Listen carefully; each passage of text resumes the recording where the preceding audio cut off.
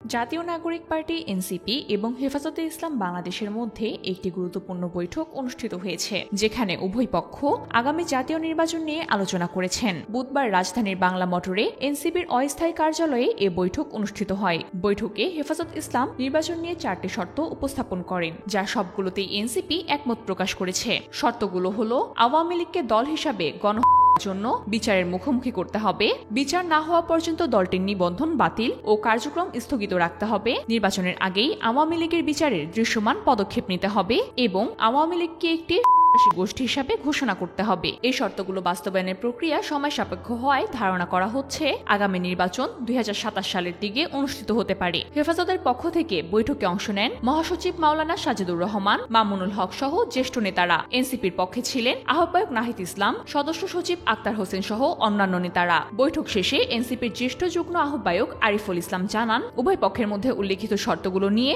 ঐকমত হয়েছে এবং সেই অনুযায়ী আগামী রাজনৈতিক কর্মপন্থা নির্ধারিত হবে।